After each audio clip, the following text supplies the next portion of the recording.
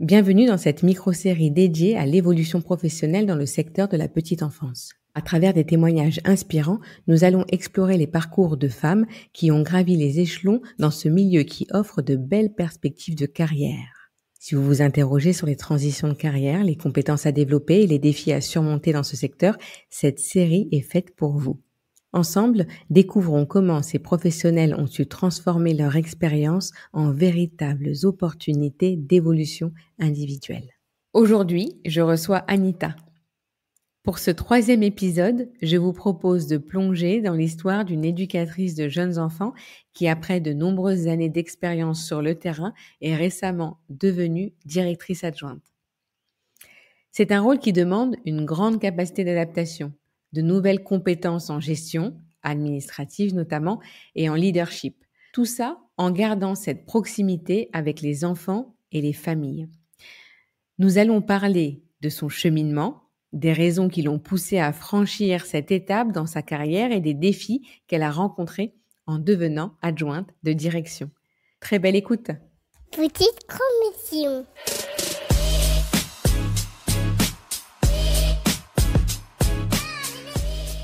Bonjour Anita. Bonjour Lika.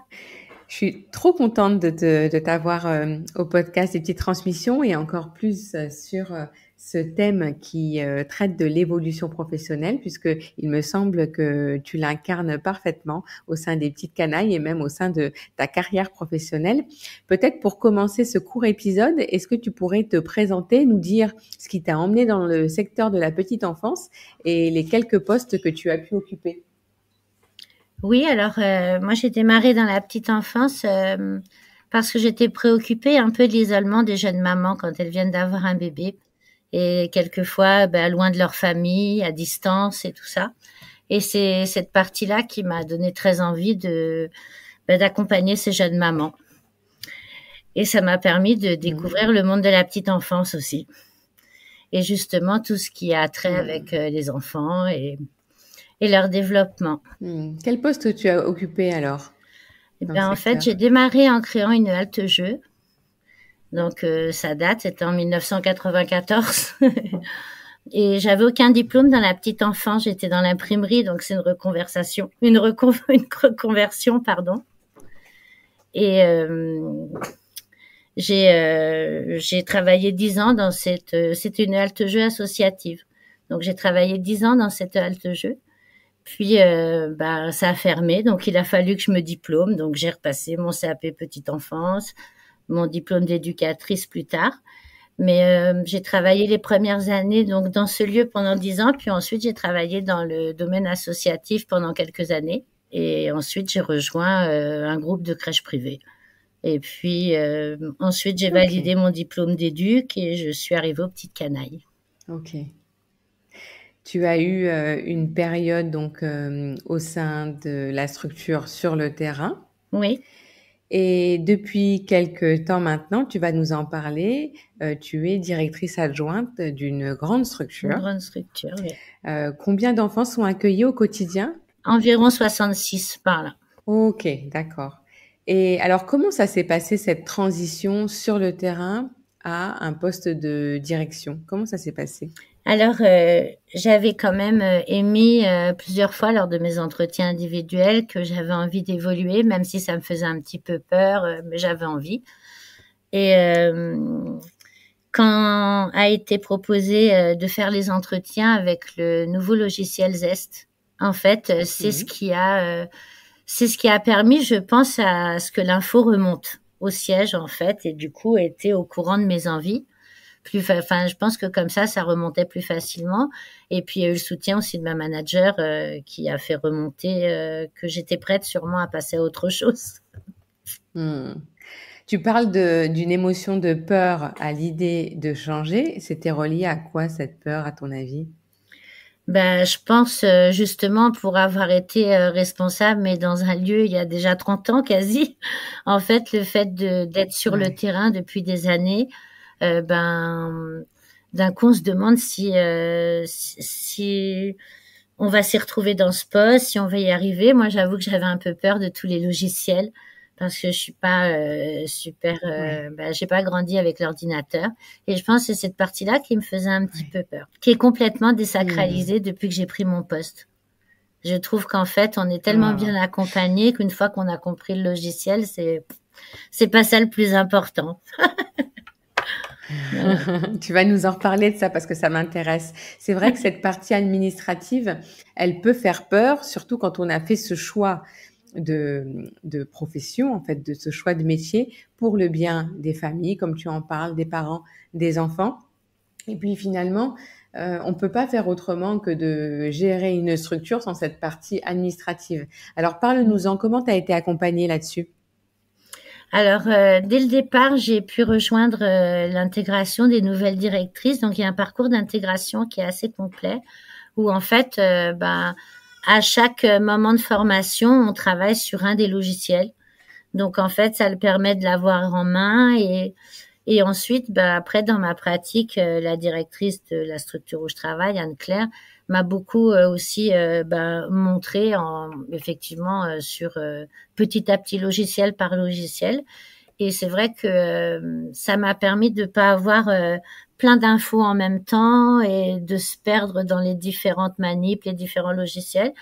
Et du coup, entre le parcours d'intégration et ma pratique ici au quotidien depuis février, en fait, je trouve que ça permet de prendre en main chaque logiciel petit à petit. Ça m'a permis de le faire petit à petit, quoi. Moi, je trouve que c'est très précieux cet accompagnement-là parce que le risque de rester sur cette peur et cette difficulté administrative, c'est de perdre toute son énergie là-dedans, alors que le plus précieux, comme tu l'as dit, c'est de pouvoir se dégager du temps pour revenir à l'essentiel de notre métier.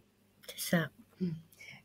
Donc, j'imagine qu'avec cette aide, tu arrives à soutenir l'équipe. Comment tu identifies toute cette autre partie qui concerne la pédagogie, le management, le soutien, l'accompagnement, à la fois des équipes, des enfants et des familles?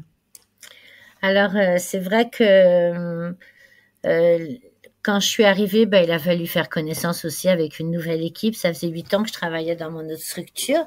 Donc, faire connaissance aussi avec l'équipe, voir en fait les besoins de chacune aussi, quel genre d'accompagnement elles ont besoin. J'avoue que comme on est à cheval sur une année, on a déjà perdu un petit bout de l'équipe passée et puis là, on en reconstruit une nouvelle. Donc, en fait, ça, c'est quelque chose, je pense, qui est redondant. Je pense que, en fait, quand on est en position de management, il faut pouvoir justement pallier à ça. Même si les anciennes, on a pu les accompagner un peu, il y a des nouvelles encore qui arrivent. Et puis, ça demande aussi au reste de l'équipe de les accompagner aussi. Donc, notre job, je trouve, à ce moment-là, c'est que celles qui sont sur place s'épuisent pas aussi. Parce que c'est pas facile non plus de former des gens, puis ils partent ailleurs, et d'autres personnes arrivent. Et je trouve que ça, c'est vraiment le côté où il faut vraiment accompagner les équipes qui sont là depuis un peu plus longtemps pour pas qu'elles se usent, pour pas qu'elles s'usent, qu'elles se fatiguent. Toute cette partie-là, c'est beaucoup en pouvant être dans les espaces, en observant, faire connaissance aussi avec les enfants. Le fait d'être dans les espaces, ça me permet quelquefois d'être là au moment des accueils, donc de faire un peu plus connaissance avec les familles aussi que derrière mon bureau ou en disant bonjour derrière la fenêtre. Et puis ensuite, il y a aussi toute cette pédagogie qui est riche aux petites canailles et on accueille aussi des professionnels qui viennent d'ailleurs. Donc, en fait, comment on transmet cette pédagogie auquel on tient et on voudrait pas qu'elle se perde. Donc, comment on la transmet et puis pour qu'elle marque aussi, parce que si c'est juste donner des infos, c'est pas intéressant. Ce qui est intéressant, c'est qu'elles comprennent pourquoi on a décidé de travailler comme ça. Donc, il y a cette partie-là. Donc, c'est ce qui est un peu le plus... il y a 3 grands espaces. Donc, en fait, ici à la crèche, et il y a normalement 5 pros dans chaque espace. Donc, c'est ce qui est un petit peu difficile, c'est d'être en équilibre, assez dans chaque espace aussi, pour pouvoir soutenir les pros chaque espace en a son rythme en plus. Donc, il faut s'adapter à où elles en sont, essayer d'impulser des choses, mais en même temps en faisant attention que ça perturbe pas trop non plus où elles en sont. Oui. Finalement, ça consiste à être dans la continuité de tes missions d'éducatrice de jeunes enfants de terrain, mais peut-être là, sur un spectre un peu plus large, avec beaucoup plus, une charge mentale finalement un peu plus grande. Un peu plus grande, d'autant que malheureusement, nous n'avons pas d'éducatrice sur la crèche. Pour l'instant pas, parce que j'imagine que c'est un poste ouvert. Voilà, on est en cours de recrutement. On a des pros aussi dans l'équipe qui ont fait une VAE d'éduc, qui vont bientôt sûrement passer leur oral. Donc voilà, je pense que voilà, plus il va y avoir de relais dans ce sens-là dans les espaces, et plus on va pouvoir avancer sur la pédagogie. Oui, j'imagine. Avec du recul, en tout cas, si on pouvait faire un pas de côté sur ces derniers mois, années, de cette évolution professionnelle de laquelle on parle, quel regard tu as, qu'est-ce que tu pourrais conseiller à une personne qui se projette à évoluer sur son poste, ou alors quel regard tu as sur ton évolution à toi, Anita? Alors,